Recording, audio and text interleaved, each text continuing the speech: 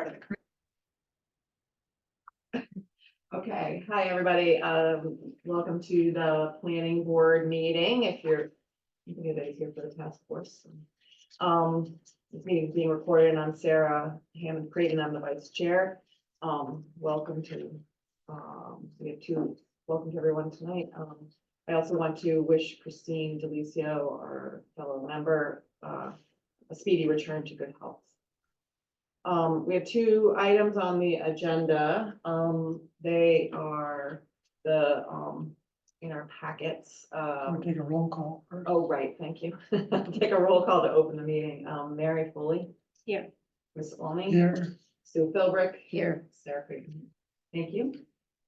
So the first is Article 6 of the warrant, which is the recommendation to purchase the an interest in the Masonic Lodge for the purposes of a community center. Oh, wait, missing Mark. Senior center. Senior center. Mark Sorry. will be here shortly. Mark will be here shortly. I just picked this up for Mark. And Greg was going to join us, but he has an emergency. Thank you. So, what are you talking on here? This is a map of the Masonic Oh, building showing the floodplain. Oh, very helpful. And Chris has just passed out a map showing the Masonic property that is shown to be outside the 1% annual flooding with BFE. I don't know what BFE is. So as compared to the, for comparison, the back of town hall is within that zone. To compare. Okay. I did look at the master plan and identified that a senior center was identified at least 2 or 3 times. And the capital budget in the master plan identified 2 to 3.5 million for a senior center in one place and 2.5 million in a second place. 2 million, can't remember. So just the master plan had contemplated a senior center. Any comments? Maybe have some questions, and we can maybe try to get Greg to answer them remotely. yeah, so I guess seeing the map now, so there was a visual somewhere, I don't know where it was, that I think they wanted to expand forward towards the parking lot. Is that correct? I think part of the plan is to actually do a design and Some plan somewhere. well, So I just don't know if that would keep it out of the floodplain or not. Not that that matters, but. well, just sorry, because I do this work. An expand and an addition could also be elevated. Right? Right, and you know, I know when we build buildings in my work, in a floodplain, we don't include a basement, for example, or we have mechanicals or electrical up high. So I think an addition is an easy, nothing's easy, an easier place to be able to address flooding compared to an existing structure.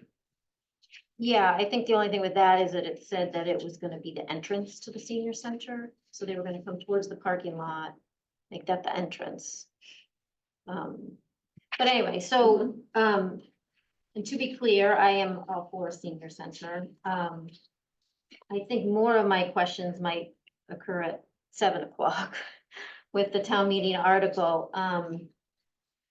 Some of my concerns are the vagueness of the article, and maybe there's a reason for that, but it leaves wide open if we're gonna acquire it, get a gift, eminent domain. Then some things I read, it's gonna be a senior center, some things I read, it's gonna be a senior center, community center, general municipal purposes.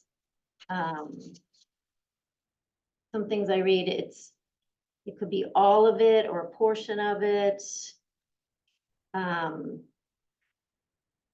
I don't know what the town share is with operating expenses or common expenses. So to me, there's just a lot of vagueness in it. So as a planning board, I don't know what specifically our recommendation is just to say, yes, it's great to have a senior center or this particular location and with these parameters, because to me, it's hard to say this is good, not knowing what the final thing would be. Just one quick thing, I did look at the general bylaw to see if, there were criteria for our approval, and there are not. Yeah. So, unfortunately, that we could apply them. Yeah, because it's, what if the 2 million doesn't get raised, right? Like, then what happens? Well, I think, Sorry. I think if the money's not appropriated or building falls down or whatever happens, you can pull out of something. You can't, if you don't have a vote, then you can't move forward. All right, Becky. Becky Jake, Select Board. We had some of the same concerns, Mary, regarding some of the wording. It is going to be modified. It's not eminent domain at all. So it's the purchase. And additionally, it is a senior center and it will be called a senior center. But mostly we are amending that language, that because it's a purchase. And anytime you have a purchase like this, the information regarding how a condominium functions, especially with the municipality, that is very judiciously gone over. So that, just to answer your question, the memo from Greg Fetterspiel that we received said the plan calls for the building to be expanded and renovated with the Masons and the town, both owning parts of the building in a new condominium arrangement. Both entities, hi Mark, win in this partnership. The current plan calls for expanding the existing dining room by adding space toward the wastewater treatment plant. The larger space will become a new ceremonial room for the Masons. The current ceremonial room will become part of the new senior center. And the Masons will use this for their functions when needed, typically once a month. The large room will have the flexibility of serving as a large hall for meals and big gatherings, as well as maybe smaller spaces for different senior program needs. The new addition is planned for office space, small meeting activity rooms for counseling aging. This addition will also be added between the existing building and the parking lot, and some additional parking can be added there as well. The new addition will serve as the main entrance. As you said, preliminary sketches have been drafted and will be fine-tuned as we get closer to construction. So we are asked to weigh in on simply, I think, the entering into the agreement for the additional space for the town at the Masonic, I think it's called Masonic Hall. Do you have any other new, Greg has got an emergency of zone. Oh. He's on. Oh, So- Sir, I am here if you have a question or two. Great. Mary, we were asking, I have a question. sorry, Sue has a question. My question is with respect to the fundraising campaign. The goal is to raise over $200,000, blah, blah, blah, blah. Could you just address that, Greg? And how that factors into the whole project? So the goal would be to raise dollars privately for the renovation and the addition. And that would be handled by the combination of Friends of the Council on Aging and also the Council on Aging. Probably take a year and a half to raise those funds, and then another year for construction. Thank you. Mary So has we- questions. We have received a number of large donor interests. So we are feeling confident that the donor base is there to support this. Okay, and Mary, you want to ask your questions? Yeah, so then, we got some clarity from Becky, but so are we looking at this for a senior center or a senior center, community center, general municipal purposes? Its primary purpose is as a senior center. If there are times when seniors are not using it, it may be scheduled for other purposes. Board and committee meetings, for example. But the Council on Aging will be in charge of scheduling. And like I say, the primary use is for seniors, but if there are downtimes, it may be used for other municipal purposes. Okay, so I had heard there's potential for some town hall offices, so that, except for Council on Aging, it would just be Council on Aging or Senior Center. Correct. That's like I said, that's the primary purpose of the acquisition and the expansion. Okay. And then are the seniors able, do they have to wait till the renovations are done? Does this become shared space once the purchase happens? How does that work? Right. So prior to the renovation, there would be an opportunity to share the current space, the current dining room and kitchen area. Could do some programming in that current dining room area prior to the renovations taking place. And then just one more question. I have a picture of how badly that parking lot can flood right up to this building. And I'm sure this will have to come back in front of the planning board for parking, but do you foresee anything happening with flooding in the parking lot? Well, I mean, longer term, we have challenges to try to solve and mitigate that flooding so that parking lot doesn't always flood. That's a longer term project for sure. I mean, the water has never gone up past the curbing to the masons. Yeah, I mean, that just would be a concern of mine of putting a senior center where the parking lot floods, but we have to address that. The sort of, from my perspective, the real benefit is its proximity to town hall.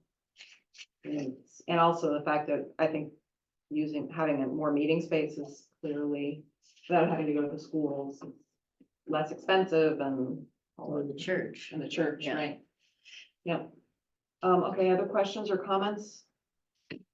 So I think what we're looking for is a motion for the planning board to recommend approval of Article 6. Can I just ask one quick question course. of Greg? Greg, is there any consideration for including some senior housing in this development? We have not pursued that at this time. The building, if you were to put a second story on that building, it would really need to be a complete tear down and rebuild. That building is not constructed to support a second floor. It doesn't preclude doing that down the road, but that's certainly a much longer term possibility.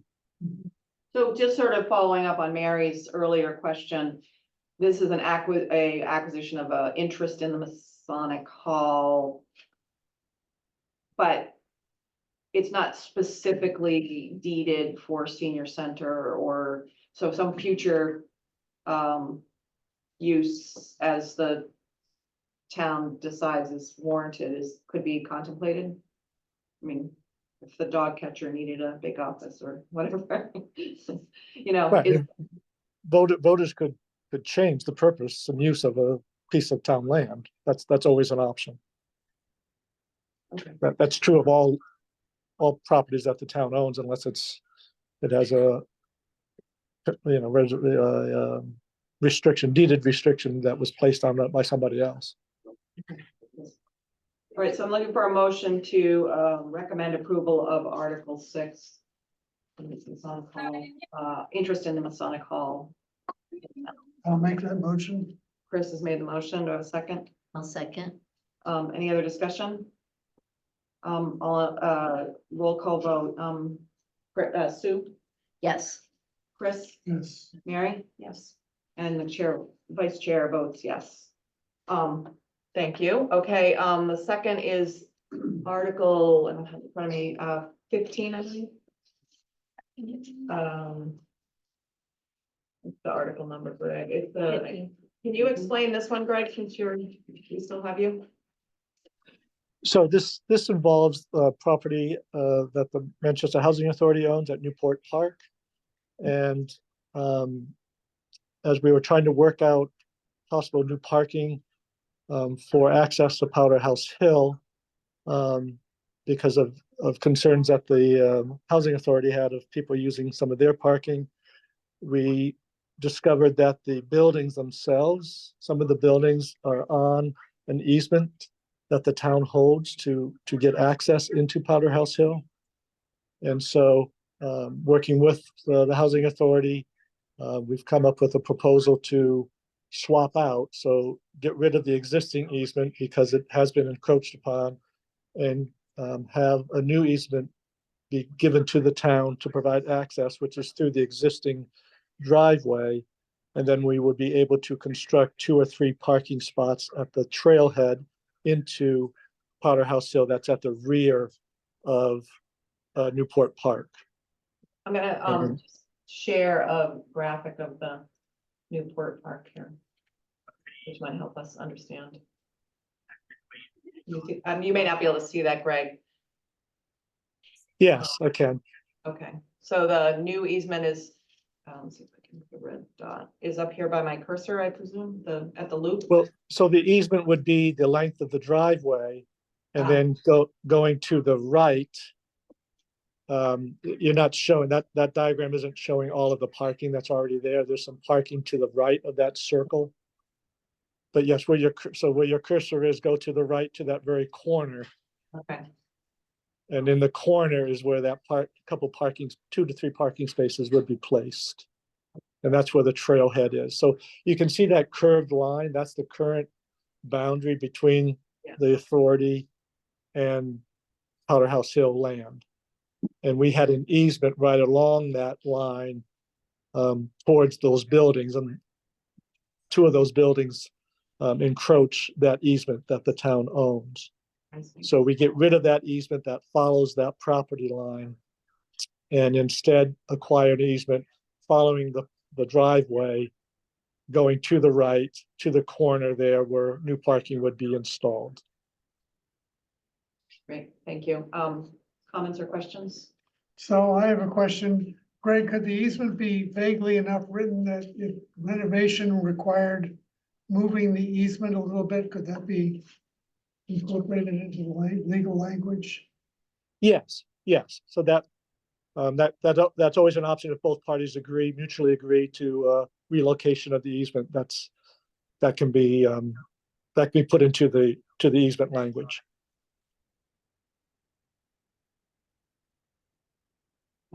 Mary?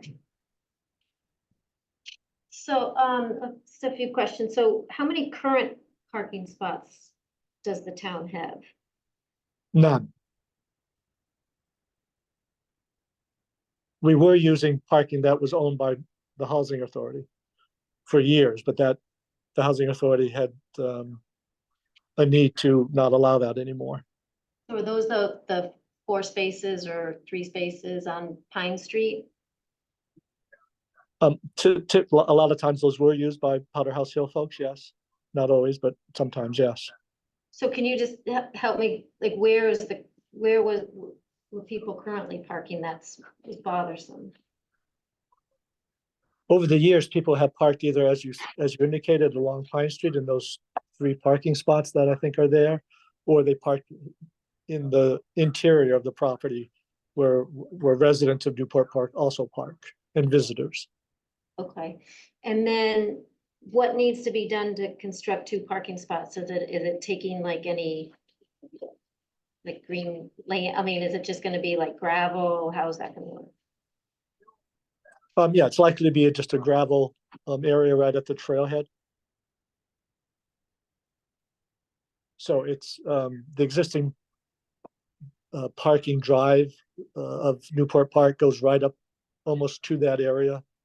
And there's a small area that would, I think 3 or 4 trees would have to be cut down and some gravel brought in to create those parking spaces. So trees would have to be cut down. There are, yeah, a few small trees, not many. I think it's less than a handful. But so up to this point, we had no deeded parking for visitors? Correct. Thank you. Any other questions? Okay, I'm looking for a motion to, is it Article 15? I don't have it. It's Article 15 to, recommend, the Article 15, the swap of an easement at Newport Park. So moved. Second. Any other discussion? Mary? I'm gonna abstain. Okay, we have an abstention.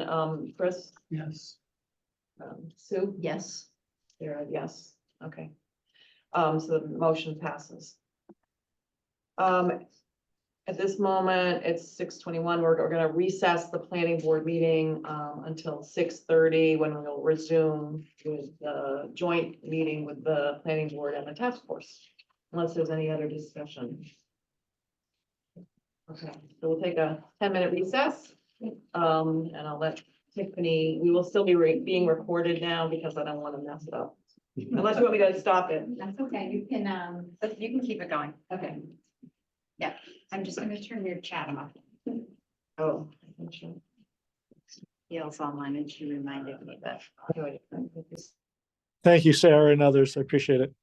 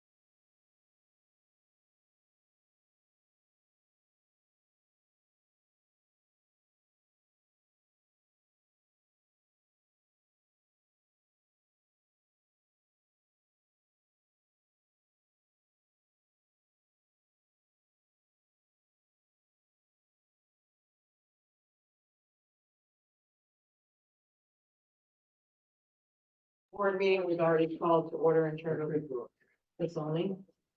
So I'm calling to order the meeting of the MBTA task force.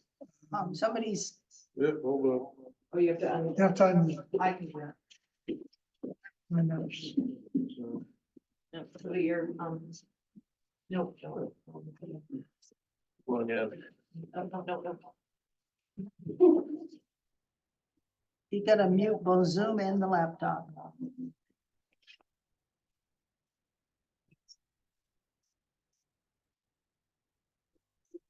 The little carrot, the little carrot.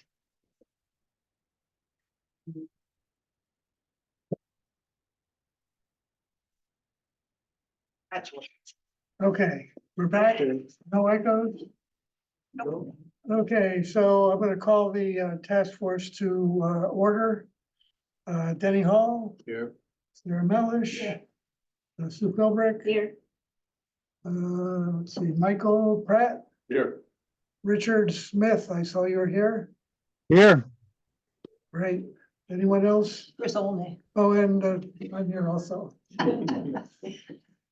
Okay, this evening, we're gonna do a couple of things. First, at the last meeting, we talked about the actual districts and we showed some tentative boundaries for what these districts would be. Tonight, we're gonna start off by talking about some of the zoning parameters that could be applied to these districts to get to the overall density of 15 units per acre and trying not to cause too much change to the existing neighborhoods. So I'm going to turn this over to Mark, who's been working with the compliance model to figure out how to do this. And I should say before he jumps in, that it's a very complicated thing to try to do. Because we're looking at different parameters that have different effects on what the density of each of these districts is going to be. So setbacks is one, parking is another, height restrictions are another. So as you play with one, it's going to affect the density across the board. If you play with two, it makes it more complicated. If you're playing with four, I guess, it gets very complicated. So hats off to Mark for trying to solve all this problem. Okay, thank you. Let's try and share this screen. Ah, there we go. So this screen here is all the zoning parameters that we have that we can input into the model, whether we allow 3 and 4 family or more. If we have a unit cap here, what the minimum lot size you have to have, how many additional square feet per unit or a base square foot to start with for the first unit. What your height is, other restrictions. We have tried not to add too many new restrictions that we don't have, such as floor area ratios or step back requirements or those types of things.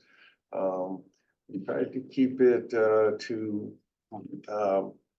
kind of match our existing zoning wherever possible. It also has lot coverage, which is what we have in our current zoning for the building, and then for the building and parking. And then there's, of course, there's setback requirements. So I modeled and parking requirements as well. So we originally we had 4 main districts. For the purposes of modeling, I split Pine Street into 2 different districts. I took the Powder House and I took the Powder House and the Newport Park. I separated those and included some of Elm Street property at the end of Elm Street, as well as Sawmill Circle. properties as well into the Newport and Powder House, which is the new District 5 on the model. It is about 9 acres. And it gets a unit count of about 20 per acre, 20 units per acre. And then the remaining of Pine Street, again, remember, we need to have a total of 15 units per acre.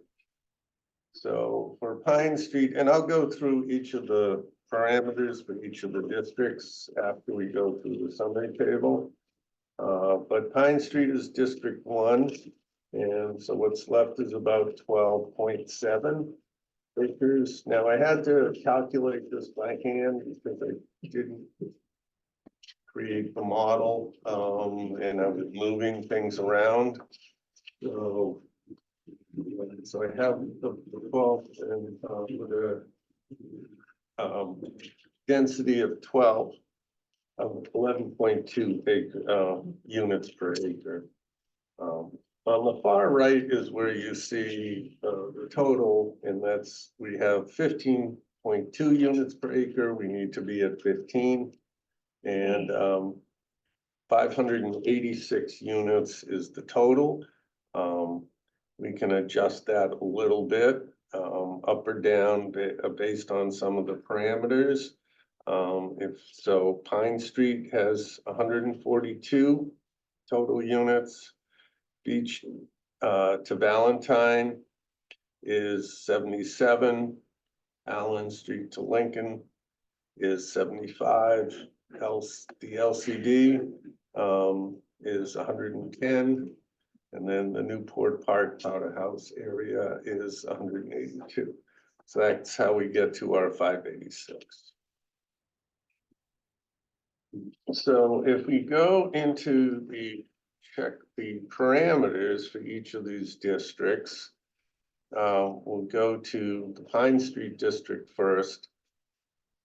So we allow 3 and 4 families. But what we did is, because we have some larger parcels, we capped, in this version, I capped it at 5 as far as the maximum number of units you can put on a parcel. I tried to cap it at 4 because we had talked about not allowing buildings greater than 4 units. Or having, if we did allow more than 4 units, they would have to split it into 2 different buildings so that the massing wasn't so large, and you would have 2 smaller buildings on a parcel. So I tried to keep it at 4, but it drops it just under, and I can change this number and show you on the summary sheet that it drops, and I change it to 4. And we'll go to the summary sheet. It drops us down, if you look over here on the right side, to 14.7. So we're underneath the 15 units. We're still over the 559, we have 568, but it makes the density really low for a multifamily zone, gets it under 10. So that's why I have that at 5. To make that work. What we did is I started with the Richards model, which had a minimum lot size of 6,000 square feet, and kept that the same.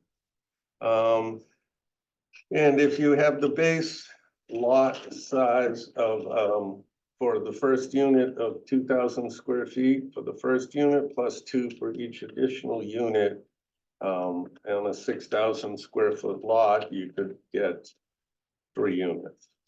So there's a number of lots in that district that are between 6,000 and 7,000 square feet. So allowing for this allows us to have that cap on the totals to disperse units across the entire district. And that was done because that's we have talked about trying to maintain the same kind of character for Pine Street and these areas. So that's what we have in town, is that we have a mix of multi-unit buildings with singles, but none of them are very large. So How would a lot that's smaller than 6,000 square feet be? it would not, it would only still be able to do what's in the underlying district. It wouldn't, Even though it's in the district? yes. Okay. So it would be able to have a single family home. We kept the height at 2.5 stories. It doesn't really change 2.5 to 3 stories. So the model in any way, it does change it between 2 and 3 and 3 and 4. So we left the existing height.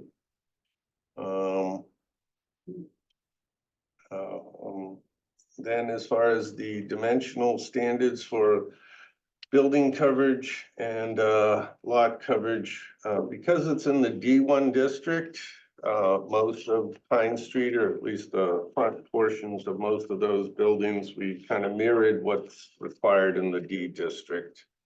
So that's where that is. Again, that really didn't change the model, whether I make it 70% or not. It's in this particular case, it kind of kept it the same. It may mean that, or if I made it 50%, it just would mean that you'd have to have maybe a smaller footprint for the building in order to. And then we kept the setbacks at 10 feet all around, for which is what the D district requires. And the parking is the same as we require elsewhere in town at 1.5. And those are the parameters that we use to get to the results for District 1. Because we split the Pine Street district, I'll go quickly over to District 5, which is the other part of Pine Street. And actually, I can.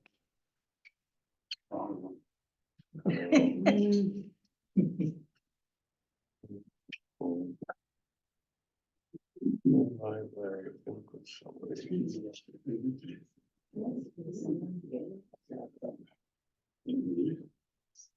So to the checklist parameters and go over to Newport and Powder House. So the Newport Park is the property of Newport Park plus 2 single-family homes, and again, Powder House is Powder House development plus the condos across the street in Sawmill Circle, and the abutting couple commercial properties. I didn't have time to create another map for this just yet, but I will do that and send that around. So here we did the same 6,000 for a minimum lot size and 2,000 for each of the first unit and each additional unit. But we did increase the height to 4 stories in this location. By doing so, that allows us to get additional units in this district. The buildings in this district are either already all condos or are high density housing already. That's the Newport Park. Newport Park and Powder House are together for the purposes of this district. What height did you use? It's 4 stories. So when we draft the zoning, we'll put a height that corresponds to a 4-story building. Have you definitively determined the Newport Park is not in excluded land? Yes. It is not excluded land. It can be changed. It's our zoning will not require that it be senior housing or continue to be senior housing. That's a different issue. Yeah. So it's all about what you pass for your zoning, so your zoning can't be exclusive. So. MAJ can restrict it to senior, but that doesn't impact Mhm. the zoning. Did you say 2,000 square foot units? Mhm. No, 2,000 square feet per unit, Per unit, land. land area. Land area. So are we still with the 1,000? You don't, Yes, Yes, 1,000 livable space. whoa. no, you don't put It that in has. the model. no, that's in the model already. We can't change it. Yeah, that's a minimum size, but, What's the But that 2,000 doesn't- square feet? It's the amount of land area per unit. Oh, so the footprint. yes. No, So no, the- so the- it's a minimum, a lot has to be at least Oh, 6,000 square feet. I see. And for the first unit, you need at least 2,000. Yeah. So when 6,000 square feet, that Right. allows for 3 units. If you had 12,000 square feet, that would be 6 units. And Land. if you, 1,000. But going. and if you Just the land. allow 40% lot coverage, which is what our zoning allows, 40% of 6,000 square feet is 2,400 square feet, so you could have a 2,400 square foot footprint for your building. So the units could be larger than 1,000, but I believe the 1,000 is the minimum that's required. Just the calculation. The they do. calculation. Yes. Okay, that's what the model uses, okay. And you're saying that same thing for Newport Park and for Powder House, Mhm. all of them? Yep. And how about setbacks and? So the setbacks are the same, 5 feet and 10 on the sides and rear. That's the current general district zone. Mhm. And same thing with the lot coverage, 40, 70, and 70, which is again, the general zone. And we left the parking at 1.5. Right here. And those are the parameters that we set for District 5. Can we just, go over, Morse Court, that's in the Pine Street, not in the Newport Park, That's, Townhouse Lane, is that correct? yes. So that's limited to the 4 units per Mhm. lot. Okay, Oh, it'd be 5. 5, sorry. Yeah. 5. Okay, Assuming the lot was big enough. Yeah. right, exactly, Most yeah. of those lots I don't think would be big enough No, to they're get small. 5. Some would have nothing. But you need at least 6,000 square feet So to do to do 5, the overlay. Yes. yes. You need 6,000 square feet to be able to do 3. You'd need 8,000 square feet to do 4, and you need 10,000 square feet to do the maximum of 5. And just an offshoot question, if you had a lot that was 12,000 square feet, could you Mhm. go for an A&R under the MBTA? No, because it depends how we write the zoning. So if this is an overlay where we're pretty much writing the zoning for units. Okay. So we don't have to change, I don't believe we have to change the underlying district size. So if the district requires, what's the D district? 6,000. 6,000. Oh, so if you were in the D district and you had 12,000 or more, you could split it. in two. Well, but But if you had 10, let's say. no, on Pine Street, Mhm.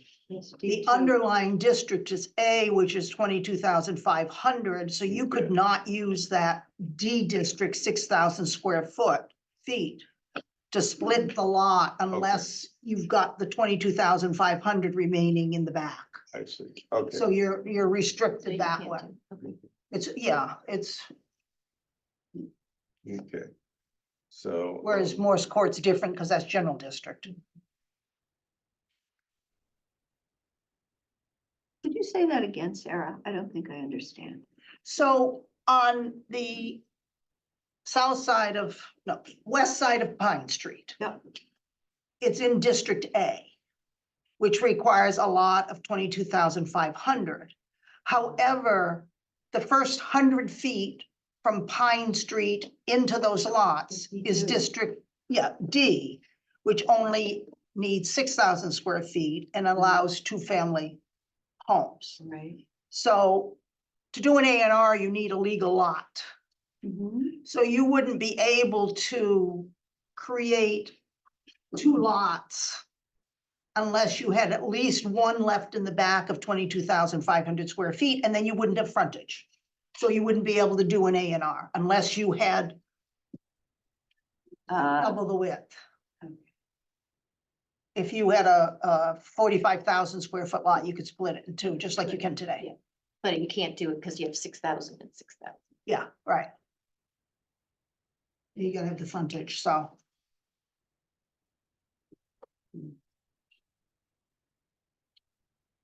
Oh, okay. Any other questions on Districts 1 and 5? Now, District 1 and 5 will be still a contiguous district with two. These will be a sub-district for the Powder House Newport, which will have its own zoning requirements as opposed to the other one, but they are the Pine Street area, but they are contiguous. So that still counts toward our large contiguous parcel, which needs to be much more than 18.5. I think. 18.5 acres, so. So that works good. So the next one, District 2, is Beach Street to Valentine. So it starts at the corner of Beach Street, where the gas station is. It goes up Summer Street, includes the condos and apartment complexes. It crosses over at the substation, includes that and the house up by the corner, and wraps around C Street to the end of where the Valentine Valentine. storage was at the Tappan. corner of Tappan Street. So that is again, minimum of 5 acres, so we're at our 5-acre minimum. And we have here 77 units.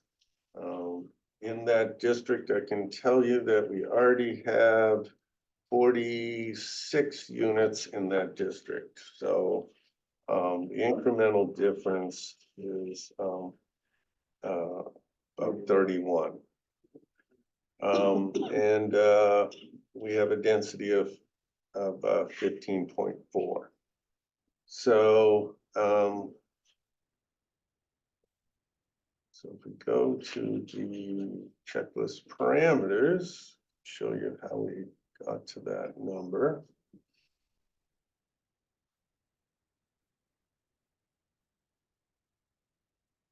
So in this district, we use pretty much the same numbers that we've been using all along, where we allow it 3 or 4, 5 or more dwellings per parcel. We can't put a cap because we have the apartments and condos are a total of 41 units between those two properties, so we can't really cap that. We have 6,000 square foot minimum, 2,500 for the first unit, 2,000 for each additional. 3 stories in height, because many of the apartment or condo buildings along that street are 3 stories. We kept the lot coverage the same as in the general at 40, 70, and 70. The setbacks we kept the same as, again, because it's in the general district, so we kept those the same. And the parking requirements are, again, the same, 1.5 per unit. And that's what we, And the existing, that's in general? That yes. District is in general. All except for Valentine Movers is District A. And C Street, the C Street. C Street's District A. Now I did think about splitting this district into 2, into a little sub-district for the happens in C Street side of Summer Street and the other side of Summer Street, so that we perhaps could put a cap on those buildings on the bigger parcels along C Street. So we could do that. The only thing is I can't create a sixth district in this model, so it would only reduce maybe the model by a few units. And the density probably wouldn't change very significantly. So the model doesn't allow you to do something. No, it does allow you to do sub-districts, but you'd have to start a whole nother model. You can only put 5 districts on a model, so you have to start a whole nother Oh, model spreadsheet and. So can I ask on this, since this is different zoning than G with greater setbacks currently, What is? A, Yeah, It's only one property in A. Oh, only 3 properties in A. so there's, All the 3 or rest is 4. general. yeah. But I'm just saying for those properties where those houses and neighbors are used to a buffer setbacks, can we honor that and still keep the numbers? So, you know, if you're going from a 25, 30-foot setback to a 5 or 10, that's a big difference. I don't think it'd make any difference. I think you probably can do it. They don't have setbacks of that size on In that A? street, on C Street. One of those houses is very close to the road. Both. No, I'm not saying what currently exists. I'm just saying if a We house, could, was we to could be- have bigger setback. I don't think if a house was to be taken down for MB, you know, to, you know, increasing the setbacks wouldn't cause much. of That would be a change. sub-district that he said he couldn't do in this model. Yeah, I mean. yeah, but I'm just suggesting that, you know, We can look at taking this, so we can kind of pass it out if you want. I don't know how to get up more than one thing at once here. You can take, So we should just take one. yeah, I started Fiddling with it. putting a map together and then I realized I can't really, this way, at least I can show you. Yeah. Even though I can't do it right now, but if everyone's good with the concept, I can forward what we're okay with to Emily for her to put it into a final model. Because that Emily's already exceeded her allotment time for modeling, so. So if we can kind of come to a general consensus, even though it's not final, that I can bring this to her. She can do the model as such, so. how many hours did she? I don't know what it is, so. Pass one on to Jeff. So that would include the Valentine and those other hard properties there. It looks like the substation property unfortunately goes up in between the 2 small residential lots on C Street. Is that correct? No, I'm looking at the Can I make property line. It looks like this. oh, Can I make a point on those C Street properties? This is Richard. I think none of them qualify for multifamily units except for the warehouse. they're too small. They're too small. If you look on the dwelling units per acre column, you'll see 0 for 4, 8, and 0 C Street. But the reason to include them is to make that contiguous district. Right. Correct. Is to make the That is district correct. the right size. Yeah, understood. I'm sorry, Richard, you said they could not do the MBTA overlay on C Street? They wouldn't. Well, they can be included. Family houses because the lots are too small. Smaller than 6,000? Yes, that's what Richard's saying. That's what he's saying. Well, number I'm just column in the compliance model for those properties, 0 units per acre.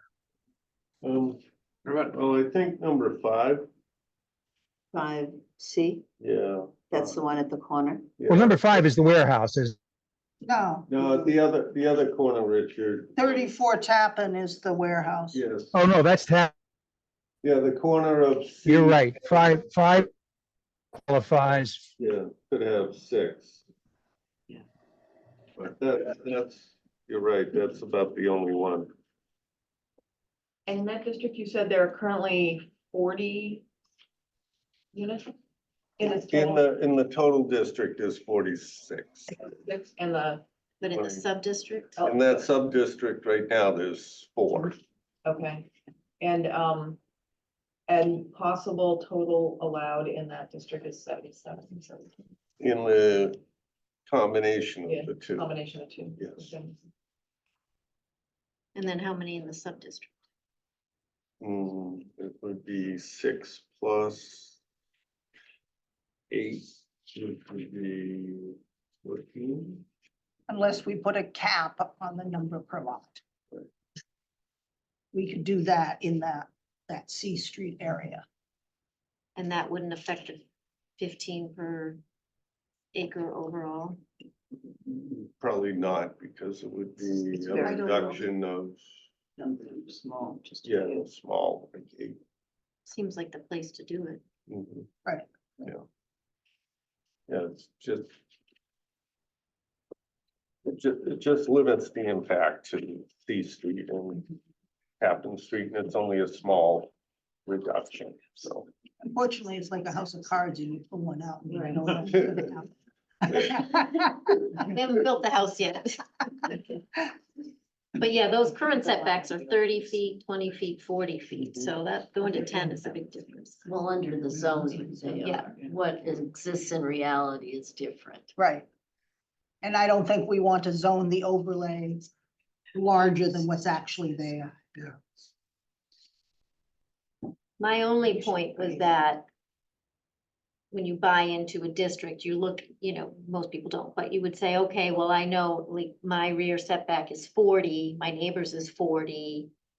If nothing is there now, nothing's gonna be built. I'm gonna have an 80-foot buffer if I'm back to back. But remember, 2/3 to 3/4 of the properties are non-conforming, so people do not have that today. And I think that's the challenge with our zoning is the districts don't make sense in consideration of the existing lots. There was zoning put on which have much larger acreage than what's actually there per lot. And so it doesn't make sense in the overlay district to go to the underlying zoning if that's not there. Can I just make sure I understand? Yeah. Even leaving aside everything MBTA wise, right? Yeah. I get what you're saying. There's non-conforming stuff there Yep. right now. But if someone went in, bought one of those properties, knocked it down, they'd have to abide by the setbacks? No. Because they'd be grandfathered by the footprint? So if there's an existing structure, and it's in the setbacks, you can rebuild that structure on the existing footprint with just a building permit. If you want to go further into the setback, you need a special permit. And I have one next to me that's gonna be torn down and rebuilt, and it's totally non-conforming, and they have to go for special permits because the footprint's gonna be different, but and that's the way it is in a large part of town. Yeah, but even District E, Yeah. we were, All over the place. we were out on District E for a special permit, and those houses on Harbor Street, all those lots are undersized. They're in the $20,000 to $25,000, 20 to 25,000. Well, Here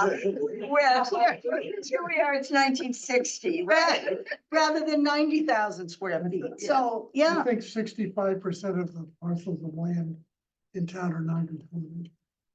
No, I understand that and the zoning bylaws went in to say, okay, that's not good, let's try to, put something over that for future, but I understand the points, I'm just saying,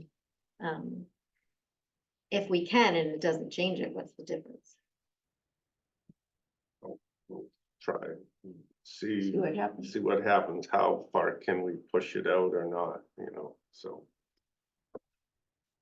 So, okay. So that was what's labeled here as Beach to Valentine. District 2. District 3 is out, up on, further up Summer Street. Headed towards Gloucester, going from Allen to, Lincoln Street.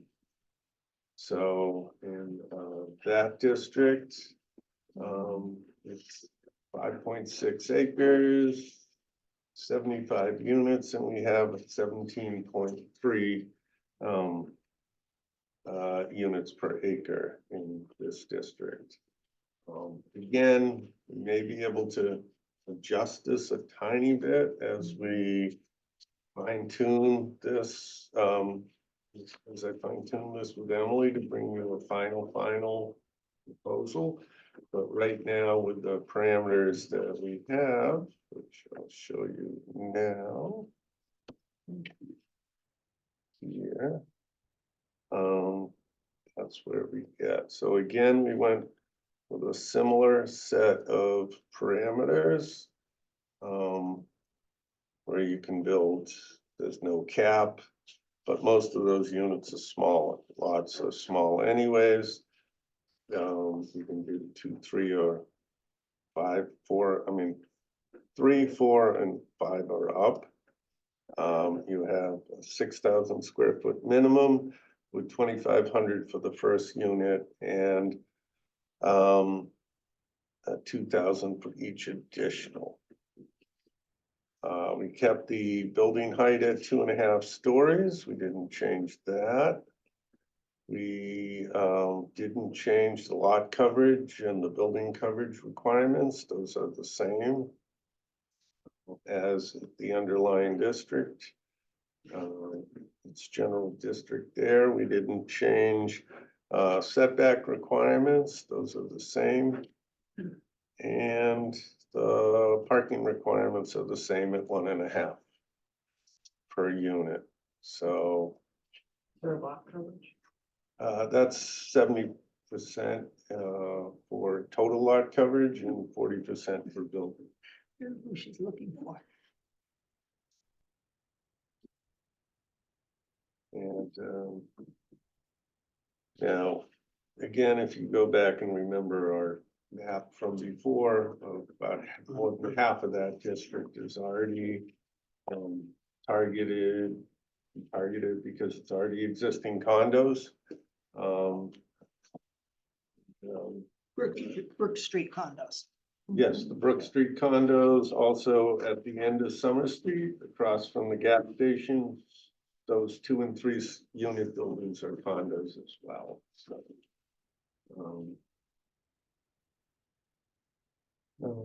So unless there's any questions about that. Do you know how many existing units are there? So the existing unit count is,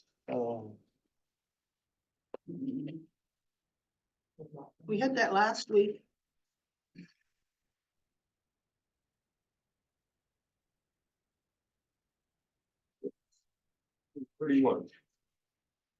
31 units. So I can pass, I started doing counts, but 75 is the funding.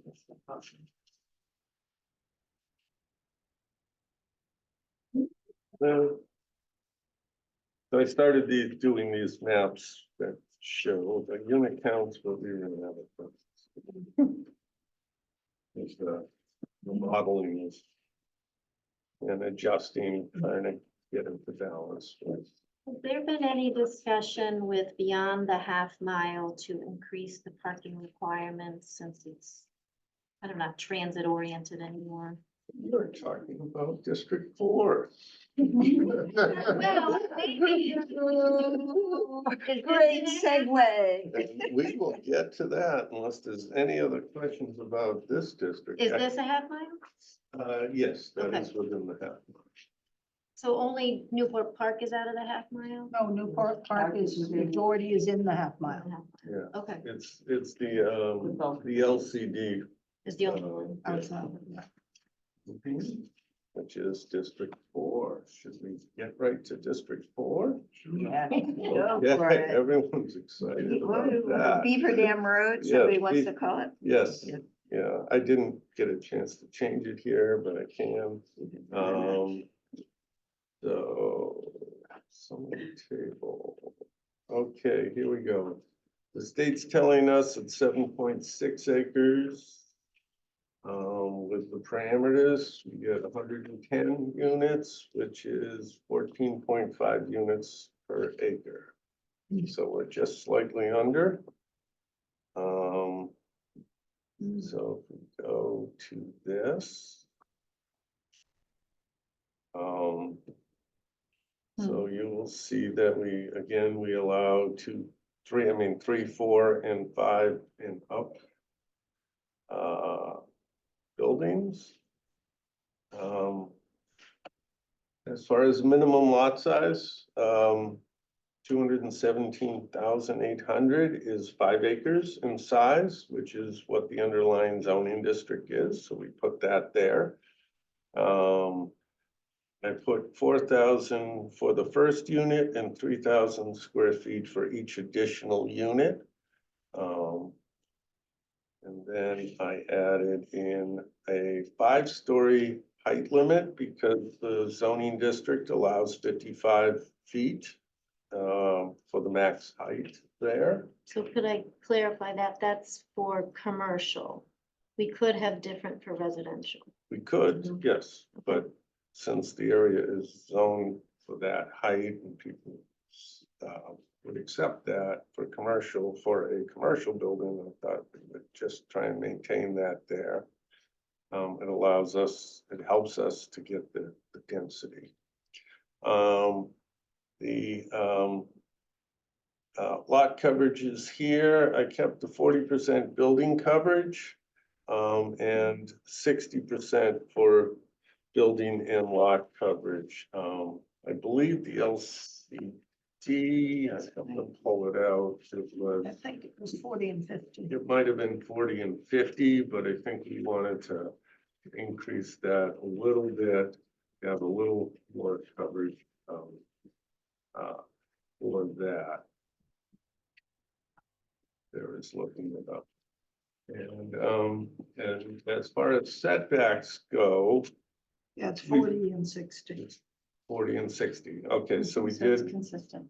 So we did keep that consistent. What we did change is the setbacks from the property lines. And that district requires, I believe it's pretty large. I think it's 150 from 150. any street and 100 from any other lot line. So I felt that was a little excessive to have such a, especially given the location of the parcel that we've chosen here. So we reduced it to 50 feet all around. That still gives us plenty of room for a buffer from the one property, which would be the CST property, with some flexibility in drainage design and other types of things. So that's why we put 50 across the board there. And here's the answer to Mary's question about parking, because it is not really transit oriented aside from the highway. So most of the larger units probably will have 2 cars. We required 2 parking spaces per unit there. And so those are the parameters, but those parameters still get you 110 units out there. So that allows for a fairly substantial development that a lot of multi-unit builders would be interested in doing should that property ever be put on the market. So one thing I'd point out about the parking is at 1.5 spaces per unit, you're talking about an acre of parking. And at 2 units per space, you're talking about 1.5 acres of parking. So if we're trying to protect the open space on the wetlands, we might want to think about parking. Well, it's kind of disturbed already. Yeah, the property is 100% disturbed. I mean, there's nothing really there to preserve. And anything that would be designed would go through a full engineering and, and review and new drainage and so They could do a garage. we probably add screening and buffering requirements around the property. And other things specifically for that district. What's the height restriction again for District 4? Well, it would be 5 stories and the height is 55. That's the current height restriction for that zone today. For commercial, because it's commercial district, right? So here's my real question, like, just for the sake of argument, if you made that 5 down to 3. Because everything's connected, now you're gonna lower the number of units for District 4 and you're gonna have to push it up somewhere else? Yeah. Yes, Right. you push it up in the downtown. Yeah, so we were trying to kind of keep this at the 15 units per acre so that we can play around in the downtown and have some a little higher, some a little lower, so that we get that average of 15. Because every new unit in District 4 is a new unit to the community. There's no underlying units that you can subtract. Or say, for example, those are condos. So even though you might be able to build 4 units on that lot, there's 2 condos, for example, Brook Street on each of those lots. You're not going to see those being purchased and knocked down and redeveloped. So What was the assumption on the parking in terms of? If I might, So it's 300 square feet per parking space. 300, not 250? 300 is The model uses 300. Okay. if I might point out too, that that district is already, even at the density we're doing, it's already lower than the densities in 2 of the downtown districts. So, I mean, I would have preferred to see it even denser, but it would be very tough to lower it, I think. It would be interesting to some degree, to give these dimensional requirements to the architects and say, if our direction to them is going to be make a new neighborhood in the LCD, can you do it with these? See what they have to say about it. See how they The first thing that they will say is we want more acres. Yeah, that's right. They've already said that, Richard. And they will say less parking. Yep. Less asphalt. And they might say, now can you pay us for our? They tried that. We gave them our same salaries.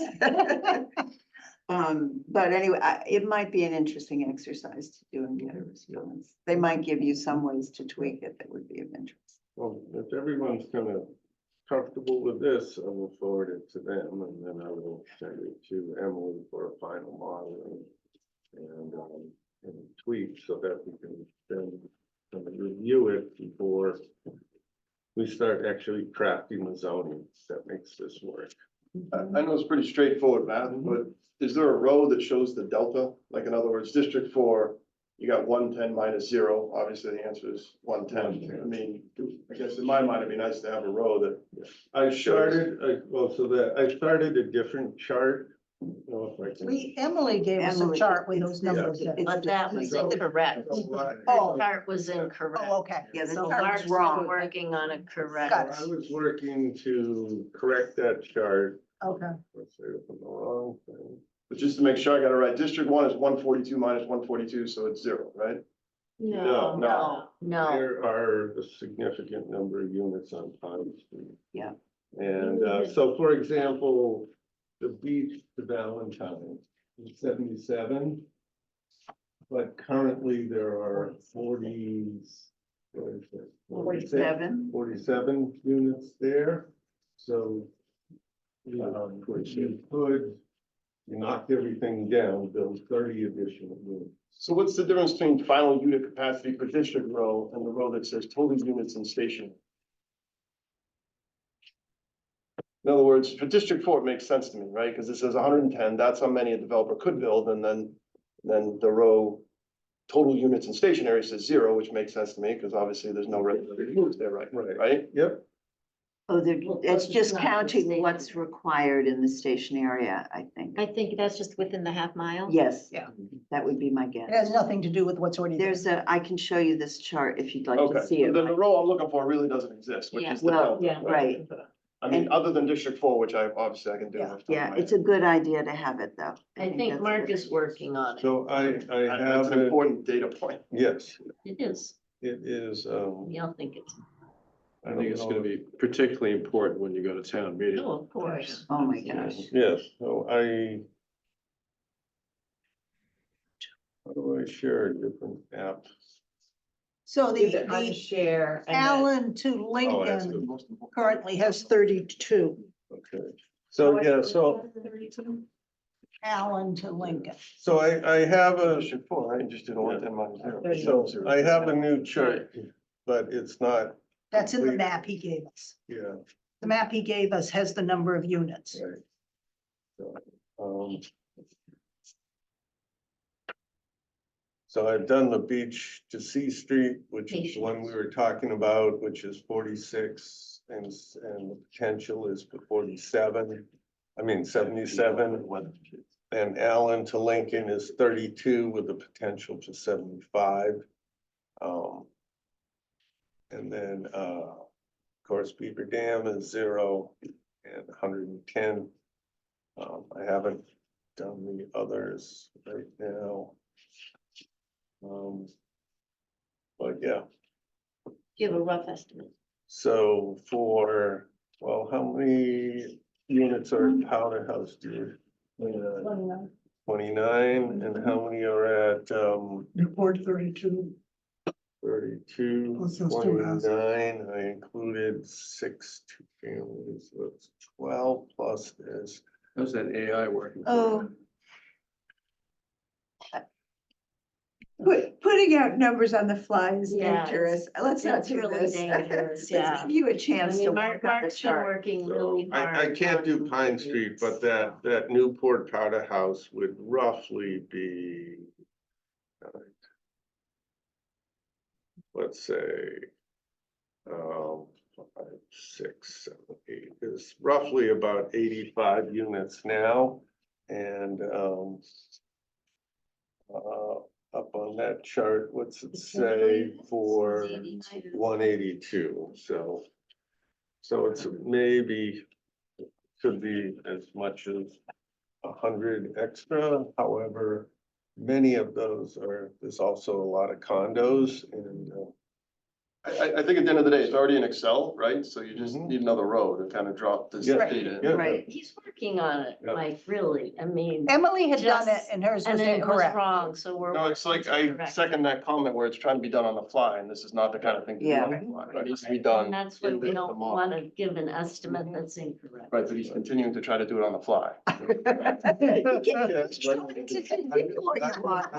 I'm saying I want it, and I understand it can't be like just produced like this. I understand. okay. Can I ask you a question about the non-conforming line?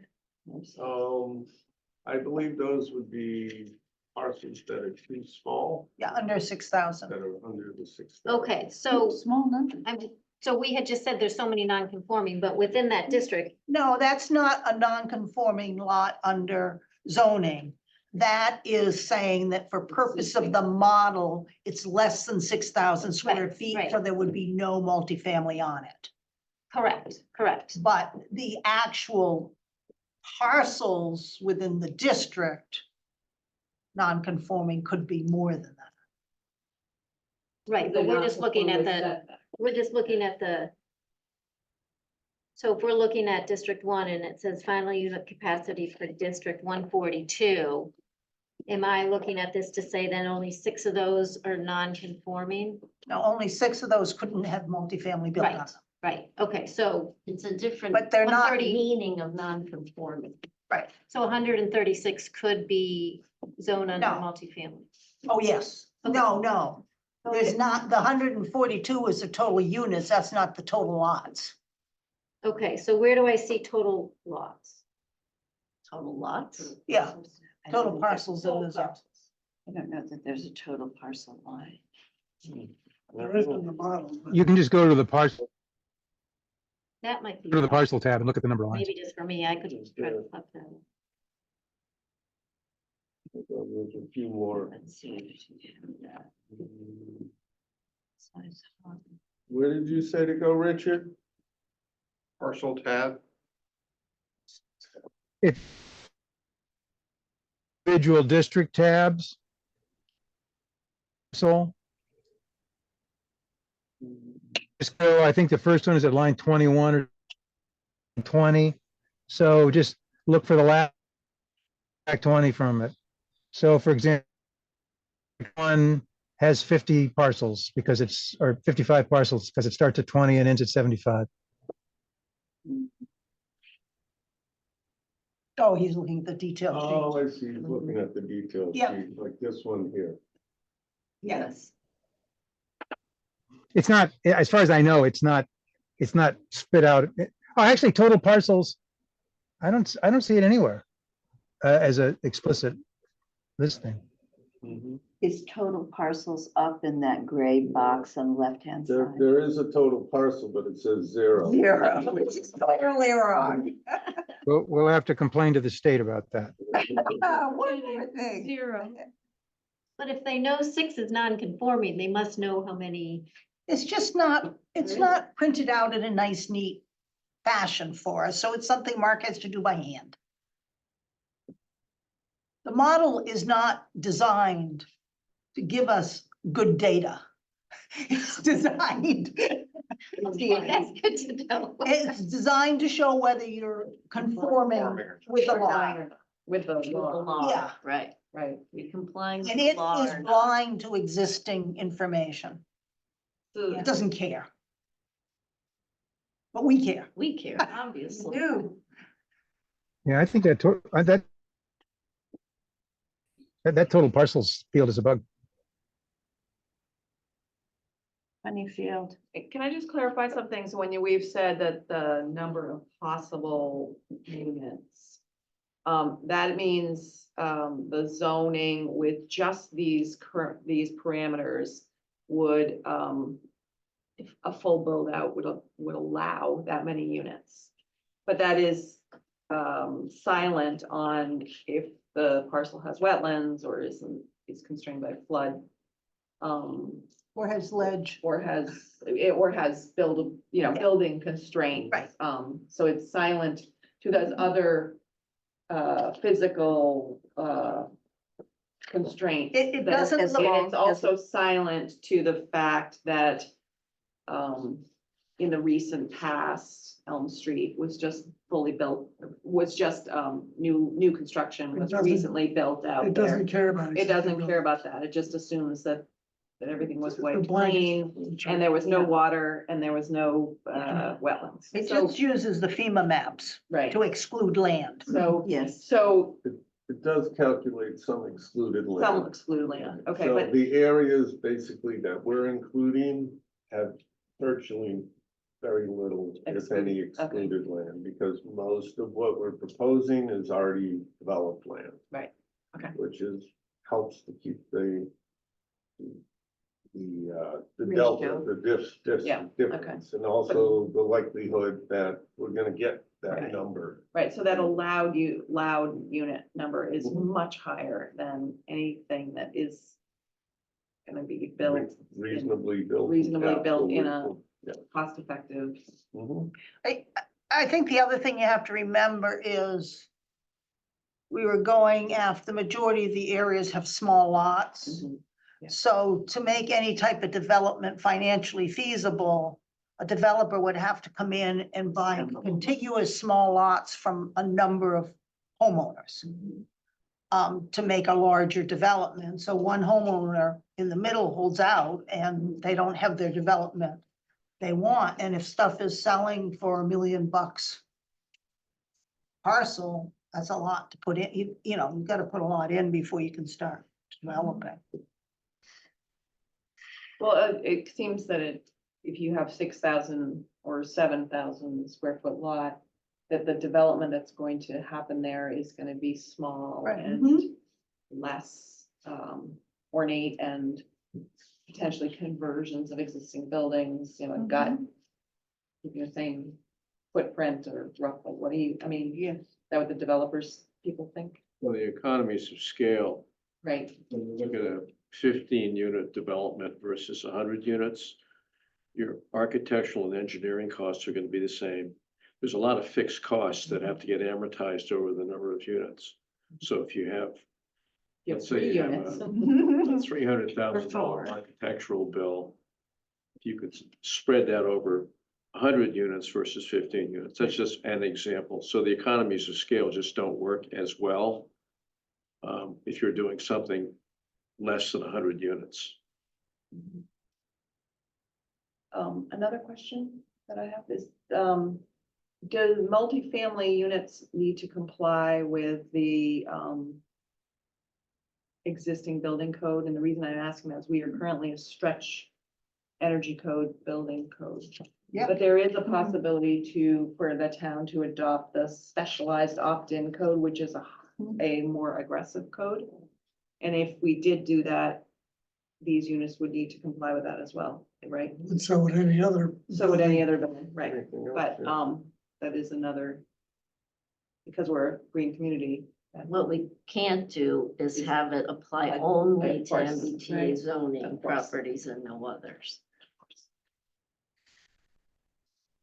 Any other, So, I mean, I will say with the economy of scale and all of that, that there are pockets in each of these that either have one owner, LLC owner, right, that could be a larger scale, or the gas station property, Tappan Street, et cetera. And there's plenty of developers that are more than happy to do 3 families and 4 families. They're not all looking for economies of scale. So I don't want to give anybody the impression like that. Right. So I think it was talked about at a meeting, I think Susan had mentioned it, that if not this consultant, some consultant was going to do a probability of build analysis. Well, we want one. We want one We have to with the pay economic extra feasibility for and, that. yeah. Um, So will we have that data forthcoming, or, I mean, because So there's several additional studies that we've talked about doing here. And each of those have, if we hire a consultant to do those, there's a cost involved. The one that's everyone seemed to originally be okay with was to do the study so that we could go to 20% affordable. And so we have a price for that. We do have the second study that was the propensity to change That's- study. That's the one. We have a price for that. And then the third study is the impact analysis study. We don't have a price for that, so I have requested that. So prior to going to Greg or having this committee review the cost of all 3 studies and voting to request 1, 2, or all 3 be done, I would like to have costs for all 3. That makes sense. And then also to find out what Greg has for funding, because he does not have, I believe, enough funding to do all of that work. Unless he's in his budget, he's has additional funds for FY25. The planning board does have a budget in this fiscal year and then another one in next fiscal year. So so it's, would have to be encumbered in this fiscal year or spent in this. Fiscal Yeah, year? once there's a contract in place, the monies can be encumbered. Okay. So it is possible that so one of the other questions is how much do we have left in our budget Mhm. for this year? I believe we increased it from our ask for next year. Mhm. And so, all of that data would be, all of that Mhm. would be good. What do these studies cost? I forget what the first one, the propensity to change was like $9,000. The first one was more than that. What about the I think it's affordable, 12, the one for the 12? affordability? Yeah, it was about 12, and I haven't gotten back, a price on the impact analysis. I don't like spending taxpayer money when it's not necessary, but all three of these are critically important in terms of people making decisions. So I don't see how we can be penny wise and pound foolish Mhm. on these things. Okay, well, hopefully by our next time we gather, besides the public forum, I will have all three and I'll also have, what funding is available, so. Okay, are we done with can we open this up to the public for comments? I'd just like to say, Mark, this is, Yeah. Yeah. this is really good work. Thank you. And you Thank you. Yes. hard. Are there any questions or comments? And I need to thank Richard. We all If need, it wasn't for Richard, I wouldn't be able to do this. Okay, see any other comments from the room? And then I see one hand up, Sarah Pierce, do you have a? Sarah, Yes, hi. Thank you for taking my question. I wondered, from the spreadsheet that I'm on my phone, so it's tiny. I really can't Oh, even God. zoom in. Yeah, we See can that barely well. see it. So, yeah, I know, it's awful. I just wonder, does that include, or is there something that does show the heights per district? Because I know there's really only 2 districts that the heights are changing, which I'm understanding is Newport Park, Powder House Hill is going to 4 stories, and then the LCD is going to 5. yes, so far, yes. Yeah, the Okay. LCD is 5 stories, Wow. 55 feet, so that would be consistent with the underlying zoning district. It would be the, Beach Street to Valentine, up Summer Street to Valentine, that would be, 3 stories. And that is, And our current height is 35 feet. yes. Oh, so that's raising as well. Okay. So with the LCD though, there aren't currently any 5-story buildings that are up there, correct? If CST is approved, there Well, will, right, but I mean that are built or in outside of CST, which will be that's the way that's built somewhat, There's some existing warehouse buildings. that they're are not free. 5 stories. They're not 5 stories. not the 5 stories though, right? So, and are we talking about the Brady storage area basically when we're talking about okay, so just that area in and of itself would be the only area open to 5-story buildings? Right. And it's not the entire Cape Ann storage that's there. The first building, if you go in there, is not included. So what it's called, like, I've never heard it referred to as like Calvin That's or their where, corporate, that's the ownership. okay. So how many, so you could do one large development at 5 stories, which could, I guess I'm trying to figure out how many you wouldn't do a single 5-story building, you do a development. So how many or how many square feet as a footprint would it take to get your total number of units that you would need in that area? And so and none of that's commercial, that's all residential, right? Because that's the whole reason of the housing. I'm not sure we can answer that. Well, we can say What- that it's 70% open space and we're keeping the same 55 feet height that is already there. Well, I guess I'm just trying to envision like the building that you look at when you go up to the Gloucester Crossing area. the gray cluster developments. I think those are only, Oh, but, the Brady property is really depressed. It's very low. And has hills kind of on one side. It's lower than the CST property. And right, but it's also still, the Halyard is probably 400 units. Yeah. No, it's two, yeah. it's 220. Yeah. well, it's- that's what I'm trying to get a comparison of what that, because those are, I think those are only 4 stories. And I don't know how many total units are there, but I'm just trying to envision what that would look like at 5 stories. And again, why does it have to be 5 stories? I know you want to keep it within a certain, To So get the density. Yeah, we have to maintain density. So if we reduce the density of the LCD, we have to push it up in the downtown. Is it possible to reduce or increase the lot coverage? You increase the lot coverage and you can then have lower height. No, Is that correct? no, you still have to have your density, No, but well, if you put more build, if you can cover more of 15 the. per acre. That's what this is doing. It's, What, well, it's possible. yes. The you only can- reason we you can picked- play with it. We picked 5 stories because that's what's allowed now. Right.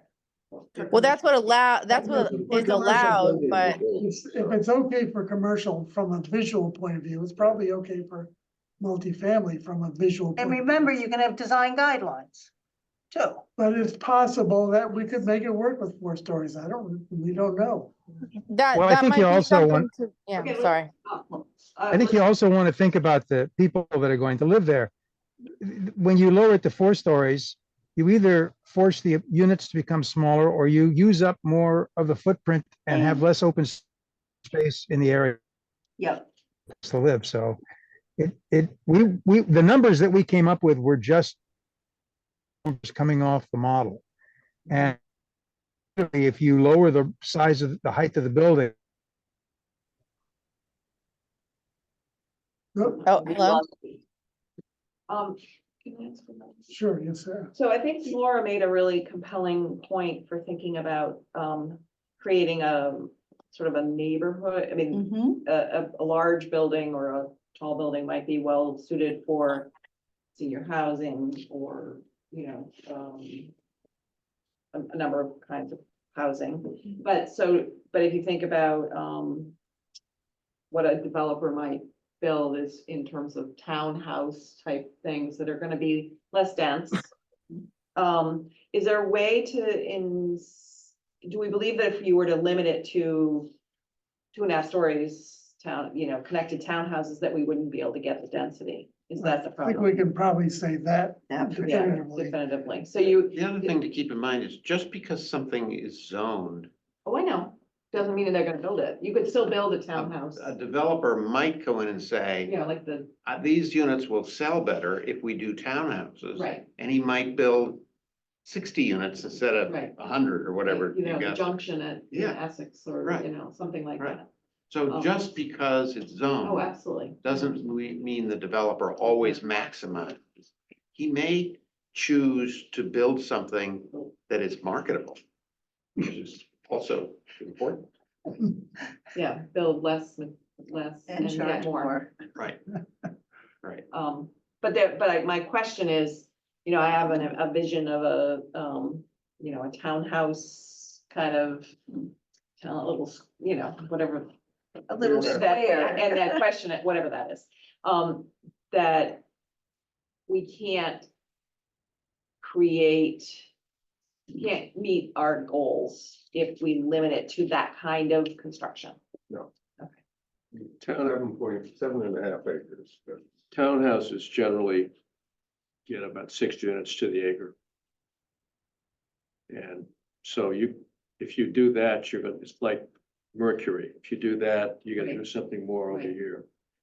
Right, because the model does not allow you to just say, let's double the acreage, because when you do that, you actually dilute it further. Yes. Yes. Yeah. Well, and you have to, Perpetuating problem. you have to increase the size of your contiguous area downtown. Downtown, because it's a density issue, not just a unit issue.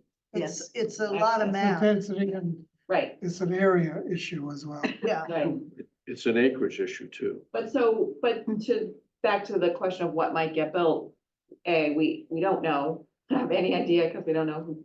But someone could build the townhouse model by buying not that 7 acres, but adding another 7 to it and No, because they're not, it was, So the other 7 wouldn't be zoned. No, yeah, Right, Right. they'd only be zoned. That's in all it's commercial. zoned.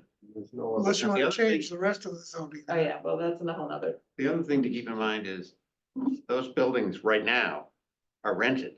There's an income stream coming out of those buildings. So, you know, the owner may not be all that enthusiastic about. putting Sell it. that on the Right, market. obviously, any of these properties, goes for across all of these Yes.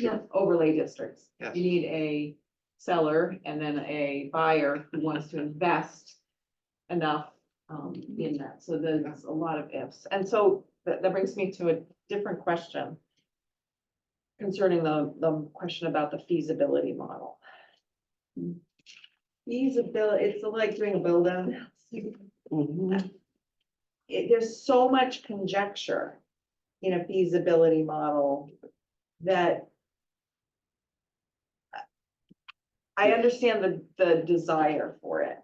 You know, what really is gonna predict the future, but there are so many, It's like any forecast. yeah, That's right. any forecast, there are just so many variables in just if you held interest rates and costs and rents static. Mhm. But those are just Yeah, 3 things that are not static. So the propensity to change, I would not necessarily recommend that we do that because of the uncertainty without fully understanding how to actually do that. So until I actually talk to them and understand it, I'm not so sure I would want to recommend that we do that because you will get way too much variable information. And it could be helpful, it could not be helpful in trying to move this forward. Now an economic analysis, I mean, that's a little easier. It's been done for years and years and years. There's a lot of data based on the type of units that we would probably be zoning for here, you know, how many school children are, you know, in an apartment, you know, type building or a townhouse building, a single family home. There are some pretty standard numbers to be able to use, to be able to back that down. And based on our densities in our different districts, you know, they could make some reasonable assumptions and also as well as for like the increase in population. Again, based on the types of units we're zoning for, they'll say, you know, we'll get 1 point whatever people per unit. So that's realistically, you're only going to get X numbers of calls more for police or fire a year. So you may be fully staffed already for that increase, or you may have to have an incremental increase. So that's a little is So hard. still hard, but it's it's always variables. Different sides can come up with the different numbers, but generally I found that the numbers that when you use some of these firms, they're fairly close to some of the realistic numbers. Yeah, I But just know again, SLB was one building with one, and there was a lot of debate mhm. about how many just take kids, you know, cars were gonna drive to the school and how many kids were gonna go to the school. Mhm. Huge amount of debate, I think. And we had a consultant who did it based on the standard methodology. And so I think if you extrapolate that to 5 districts and however many parcels, I think it's I mean, I understand the rationale for it. It'll be harder, but it still needs to be done. And to your point, every forecast is wrong. right? I mean, no forecast ever hits the nail right in the head, but there's still value in doing forecasts, right?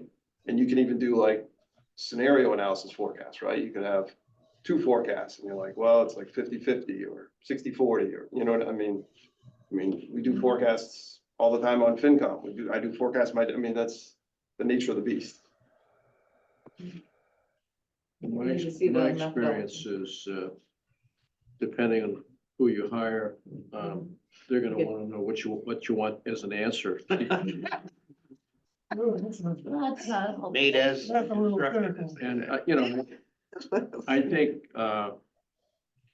you know, if you insisted on 20% affordable, you are creating a pretty significant disincentive for somebody to develop that parcel, particularly the small ones, because if you, let's say you have a 10-unit property and you have a 10% vacancy and somebody else leaves, now you got 20%, you're underwater right now on a rental. So, I mean, it would be a tool if you could get somebody to justify it, to create a disincentive, particularly on the small parcels. Something to consider. Well, a smaller parcel, you couldn't enforce it.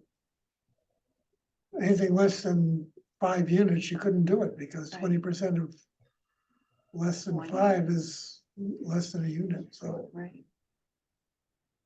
But anything over 5, you could do a 20% afford, you can only do it, well, it depends on the analysis. Sure, we can certainly do 10% right now. 10% right now. So that would mean you'd have to have a 10-unit property before you can get any affordable units.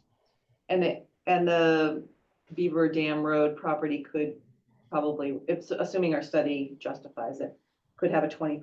Yeah, could be 20%, this would be 20 units there, yeah. Yeah, Could you do 20% there and 10% elsewhere? I don't, yeah, I guess we Why could, not? I don't know, we could. Yeah, probably just have to get an economic analysis on the one Right. person.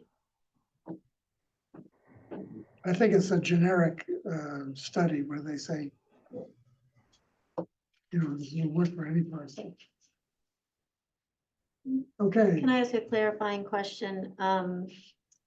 That talking about the LCD, I think Sarah asked that it's obviously zoning just for residential and everybody kind of jumped in. So it is just residential zoning up there, the MBTA overlay, correct? Yes. Okay, so it's not doing a multi, or mixed use, no.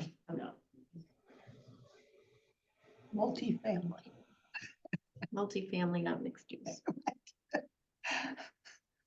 okay, so should we move on? Well, is everybody okay with what we're doing? Can we get Emily to at least model this? Does that make I sense? just had one quick follow-up with my, Hold on, I wait, just didn't get, Sarah, oh, you have sorry. to wait to be recognized. Oh, I'm sorry about that. Chris, maybe you can stop sharing, Mark, so we can. Oh, okay. See, I'm not sure we can see anybody. No, you can't. Okay, Sarah, you have a question? Yes, I just want to finish up with what I was saying. So, I think I just want to mention that I think given the tasks that you have all been given, that you've done a good job at trying to figure out all of these units.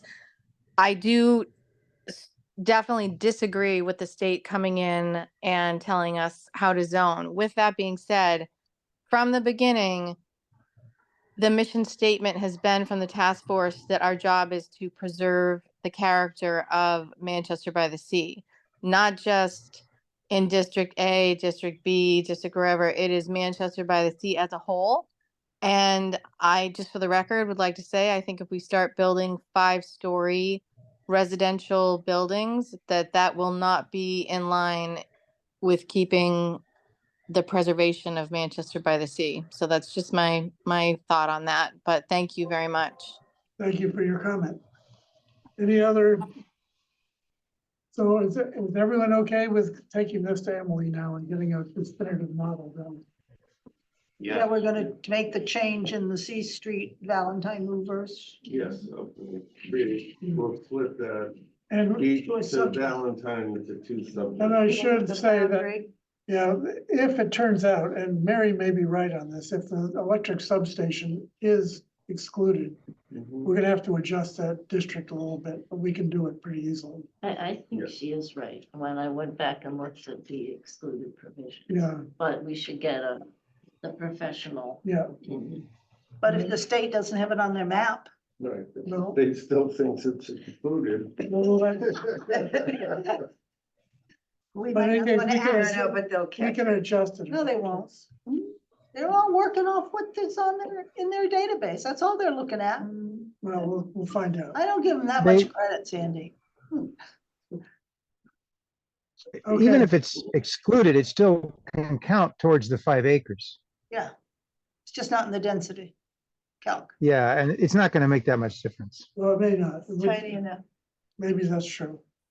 Okay, let's move on to the next subject, which I don't think is gonna take too much time, which is the design guidelines. I think everyone got a copy of them. We This is, skipped an item early on. Schedule?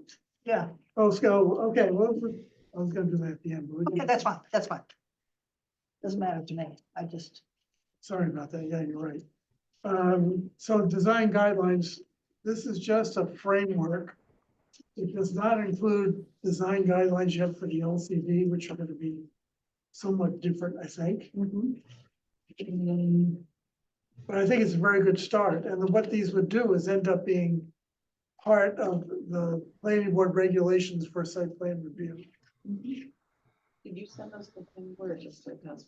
I thought I said, yeah, Neil sent them. Oh, Oh, I don't know. But the thing that bothers me about these proposed draft guidelines is the draft zoning language for consideration. Oh, That sure. needs to be Oh, yeah. removed. Of course, The Oh, design they- guidelines are one thing, the zoning. yeah, They regs are included some another. design, some zoning language which is not necessarily what we're doing. yeah, exactly. Yep, And absolutely. it just gives the wrong message. Yeah. I think we moved that, You're right. Page 5 on. yeah, I think we moved that down into an appendix because it was clearly not going to be part of the guidelines, but more It in the just zoning needs to language be, itself. maybe moved to a separate document. Well, in the end, I think the point is that this is going to go to Emily, who's going to give us some guidance on Yes. whether or not in any of our language goes beyond the EOHLC's designation of design Right. guidelines. You But know, we haven't we're on agreed that thin line between what is objective and subjective. And We haven't so she'll agreed give to us some any help of on the what items is. in that zoning language. What did you say? I'm Richard? sorry, Richard. I didn't catch the end of it. I'm not sure what was going on there, but the point is that obviously setbacks and so forth don't have anything to do with the design guidelines, but the massing, the materials, the size of the buildings, the interruption of the facades, all of that.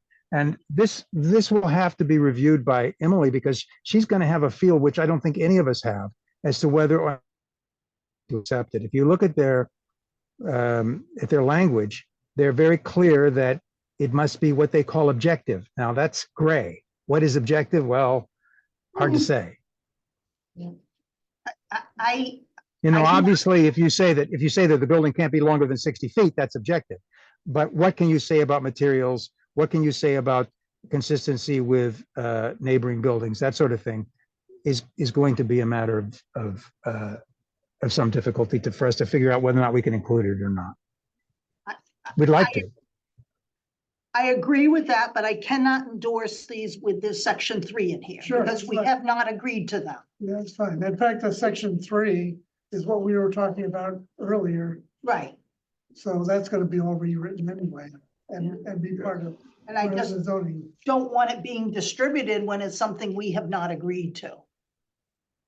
So can we characterize the section 3, I don't think, but, as simply the, input from the, No. input from individuals Mhm. on what Okay. they'd like to see in zoning, and just the way we've heard a number of public comments, Why don't we- and No. separate them. why don't we just into- strike it? Yeah, Right, yeah. Republish it. Strike it now, and, Yeah, yeah, There's I haven't many, even looked at it, I don't even know. yes, I okay, mean, so strike the, and again, there's many I don't even, because I think you said the consultant's time was pretty much up, so. Well, no, For just as modeling. far as the time for Oh, modeling. okay. So we didn't want to have her keep coming back and forth. Strike it. It was only in there to guide Right. I think there's no reason not to, The intent was to be helpful. because Right, but the we want architects her wanted to looking have. at our zoning parameters, not the ones that are in here in appendix A.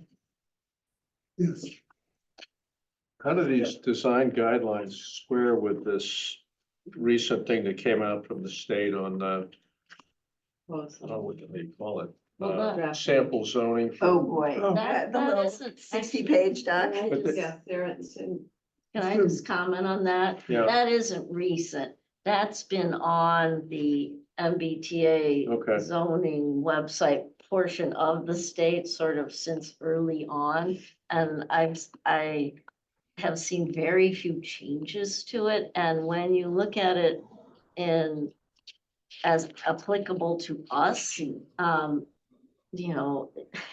it's, I mean, yes, it's applicable to us, but that is not representative of the kind of thing that we're gonna be putting together. It's much too Yeah. complicated and unnecessarily detailed and goes over all these things we won't be dealing with, and feel free to add.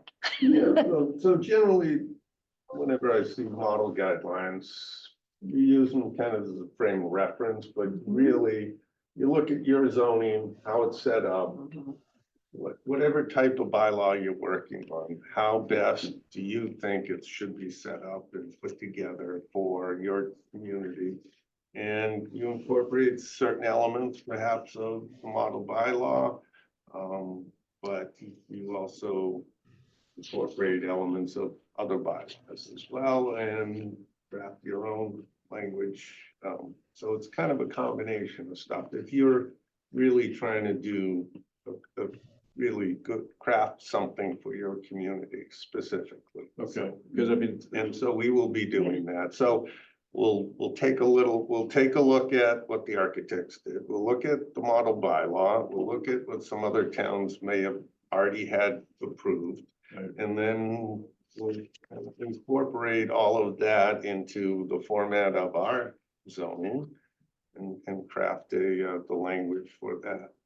okay, because I mean, some of this stuff is design related. And Yeah, there's a whole section on it. what's interesting is they don't say anything about building materials, which I think is for our host of architects is quite important. Actually, you're talking about cladding in there a little bit. Well, I mean, I waded through this 50-some pages once, so. You did more than I did. Well, Denny, I waded through it too, and that's what I was alluding to when I talked about this issue of objective versus subjective factors in the design guidelines. And I think we just want to push it right to the edge. And I hope Emily will give us a good sense of it. Can I clarify something more? The design guidelines don't need to be, they need to be referenced in zoning, but they are, they can be adopted by the planning board without a town meeting vote, correct? That's what Emily, I understood. Well, it depends. It generally, planning boards sometimes do adopt things under their rules and regs. A lot of times, if they're adopting something under site plan review, and they want it to be enforceable through site plan review, then they adopt it through zoning. So, yeah, so through your rules and regs is for architectural is a little unusual, so. It'd be good to get clarification on that. I can, So because- Emily told us that there were pros and cons to doing either way. You can split them Regulations up. are good because we can change them as needed. On the other hand, for teeth, you want them in the zoning ordinance. And it's not all or nothing. You can split, That's right. We can Right. split them. based on what it is. I just would hate to have town meeting spend a lot of time talking about the width of clapboards or whatever. Absolutely. No, whatever. No. Maybe that'd be, I don't think it'll be that, I quite don't that think it's deep. that specific. it might be a good sign if that. Well, if happens, it is, actually. then we need to edit that a little bit. Yeah. The other thing we may want to keep in mind is, I don't think we can deny an as of right project because it does not completely comport with our design guidelines. We certainly can encourage it, but it's not like we got a hammer here.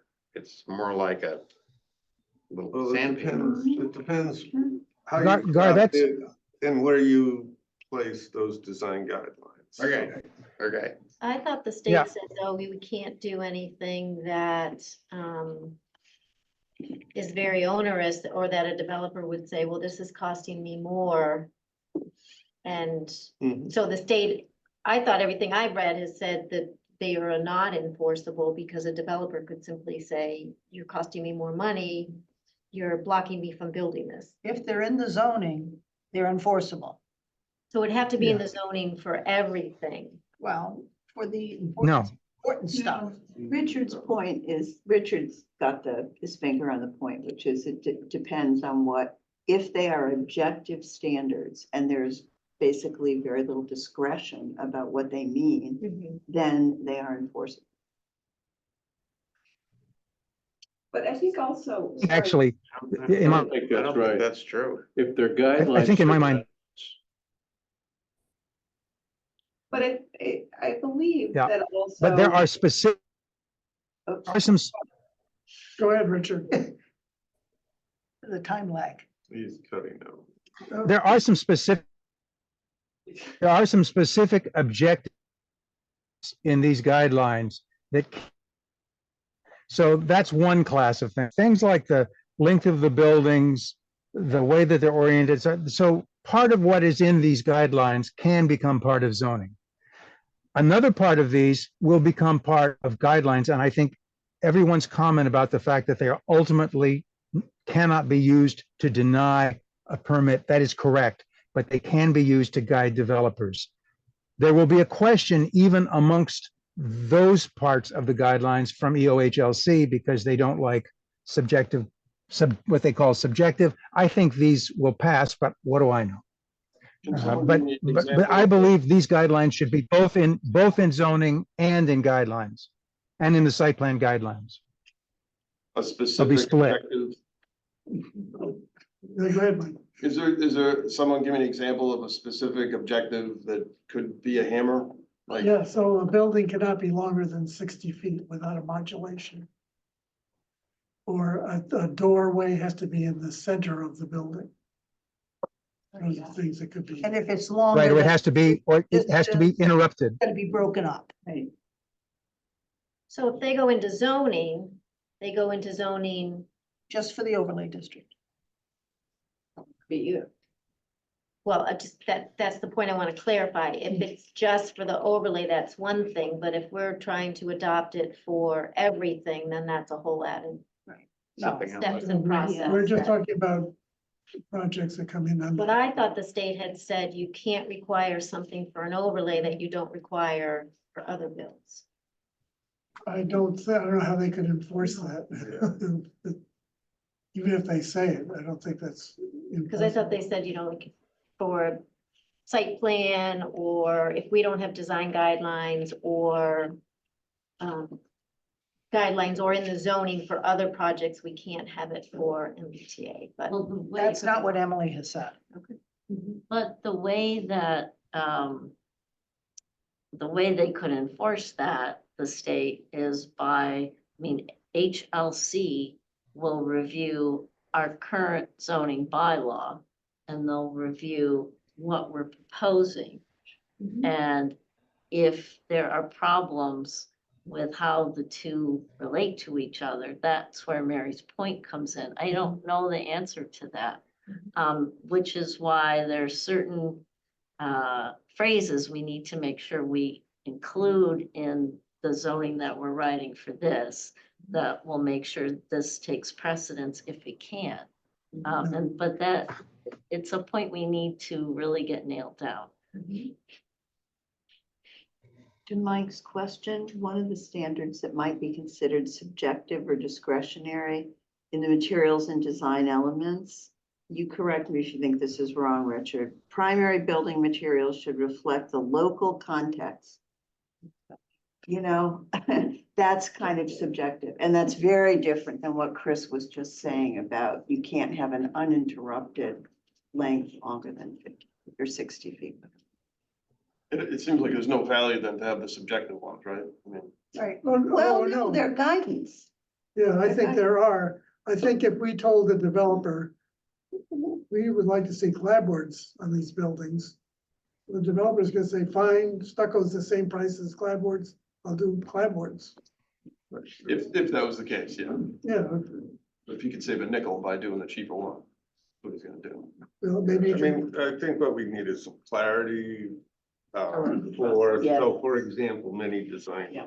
several design guidelines I've written basically say no stucco because that's not a New England style thing. So it'll say, you know, use clapboard shingles or some other traditional New England cladding, right? And so is that like not specific enough without being an absolute design requirement that the state's gonna say you're going too far?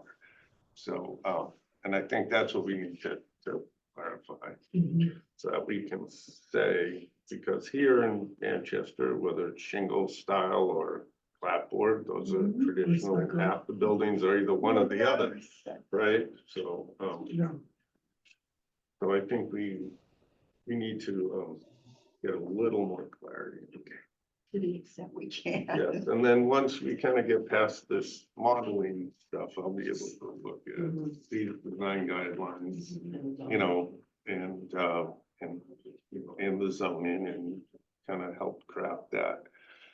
So that we have something to go to the select board with in another month and a half, yes, exactly. any, speaking of select board. Voila. DF has her hand up. Any other questions from the board here? Okay, I guess it's Donna first, is that?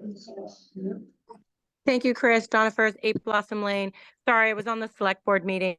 I think I overheard before I left to go to that meeting was 5 stories in the LCD. Mark, did you try to crunch the numbers on that program to bring it down to 4? Do we still meet the acreage and the numbers and whatnot if we were to bring it down to 4, not 5? I missed that, so I'm not quite sure. Yeah, well, if we bring it down to 4, we're gonna have to increase the lot coverage, to allow that. I haven't like messed around with it to tell you if we bring it to 4, we have to increase the lot coverage from 60% to 70% or 80%, but it's something that we would have to do. Because I thought, based on your numbers, because I was on earlier, that we were at 589. We really only need to be at 555, but I was just curious if we brought it down to 4. I mean, maybe we get the units down, but that might drop us underneath the 15 units per acre. I'm just not quite sure. Like I said, I had to leave the meeting. My apologies. I was just curious. I mean, I know that I believe, and again, correct me if I'm wrong, we gave a variance for the garage to be 5 stories. So maybe that's why it's 5 stories if we were to do, I'm not sure. Like I said, correct me if I'm wrong, but 4 stories seems very doable. I just wanted to know whether or not that could be something that we could figure out. 5 stories seems pretty high. Thank you. The zoning in the LCD is 55 feet high. The variance was to go up to 63 feet. Okay. For vent stacks and whatever else, and because of the measurement of the quarry, you have to do the average pre-construction grade around it, and because there was a 78-foot difference between the lower part and the upper part, it created issues. Any other public comments? Okay. Diane, you have anything to say?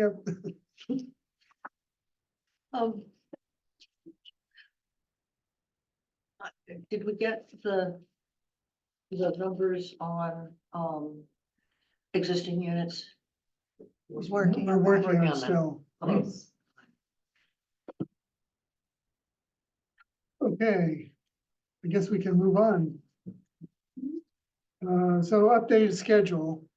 So we have a community forum scheduled for a week from Saturday at the high school. And this is gonna be sort of like our zoning, 101 thing, where we're gonna have maps laid out on tables and people can wander around. There'll be a presentation at the beginning of it to say where we are, and then try to engage as many people who can come to discuss the various districts and the design guidelines and other issues. There is a meeting scheduled for next Thursday, which I'd like to keep on the schedule for now, just in case we need to do some more planning for the community forum. We might end up canceling it if that's okay with The everybody. meeting, not the The forum. meeting, yes, the meeting on Thursday. Yeah, and that's the second night of town meeting if we need it. Yeah, that's right. So it may be canceled for us. I doubt that we will go the second night, but.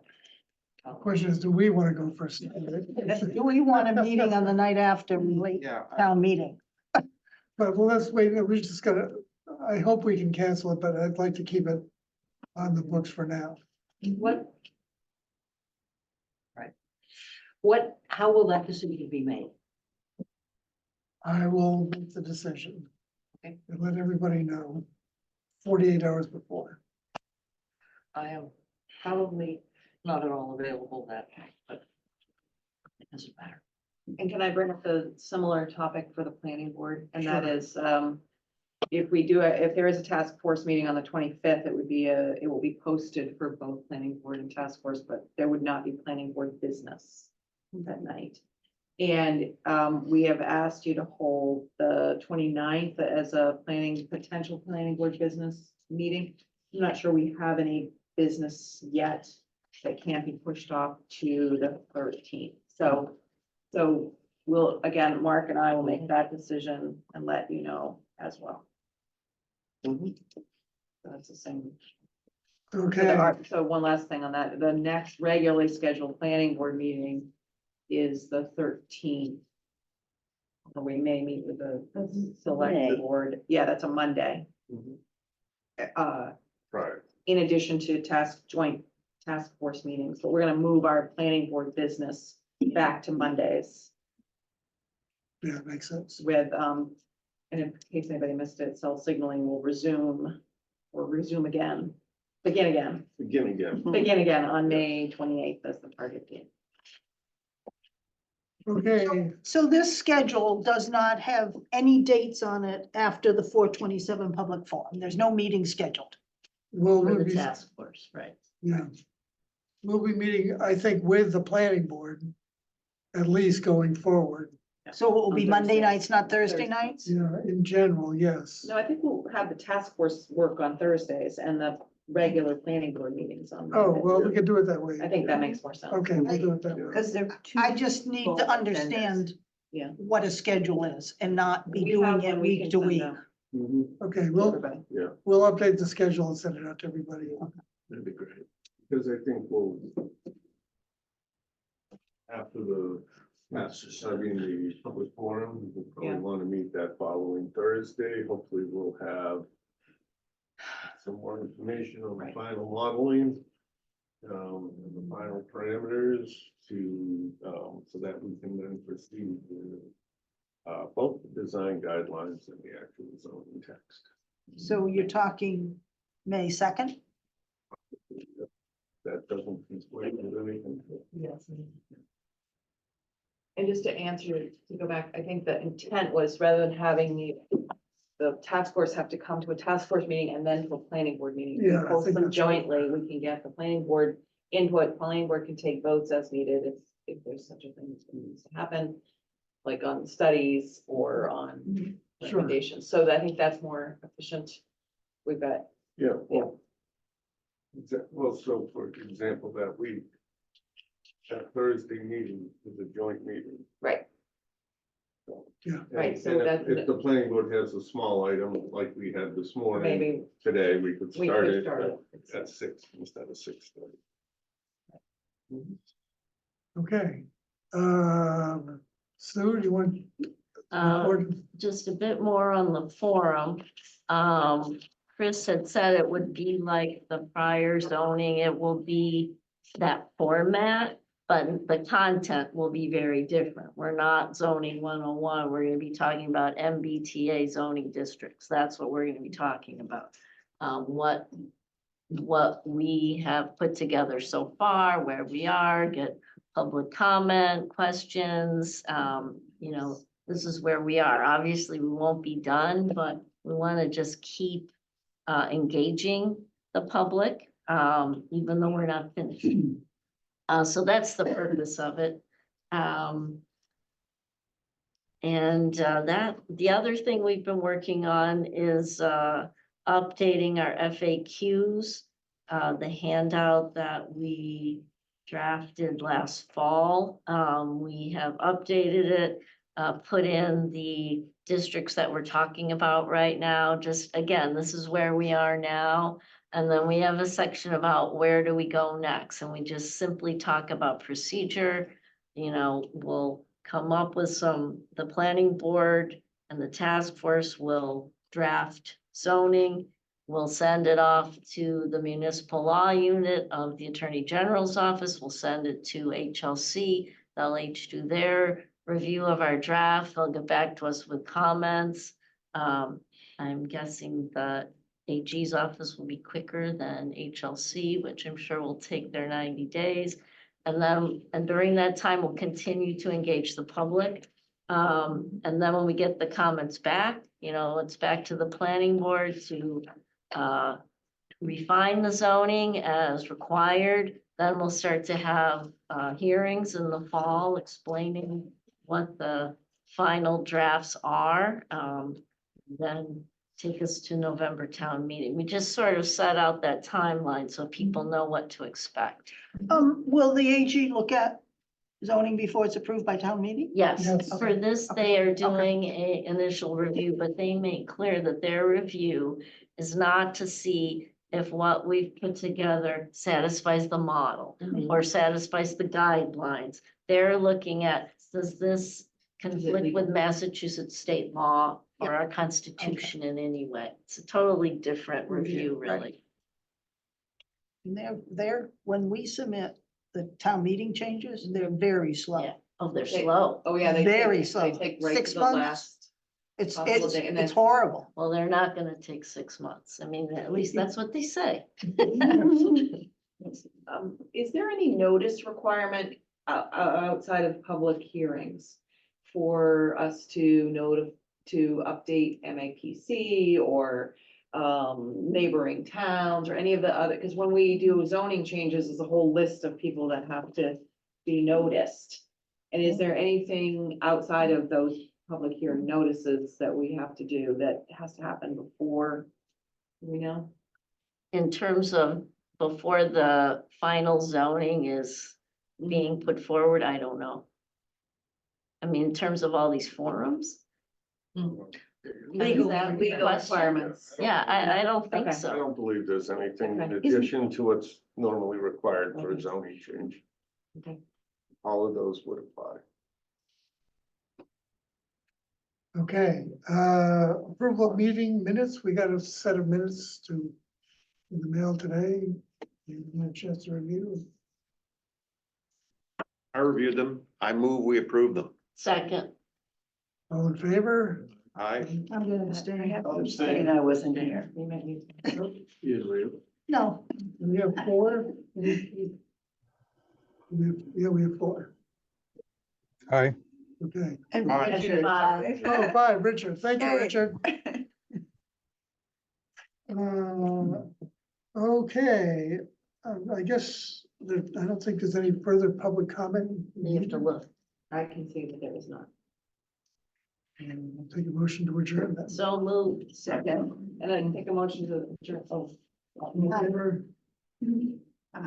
Motion to adjourn the planning board meeting. Oh, so moved. All in favor? Thank you. Thank you, everybody. I'm gonna ride home. You certainly. Right. Oh, geez.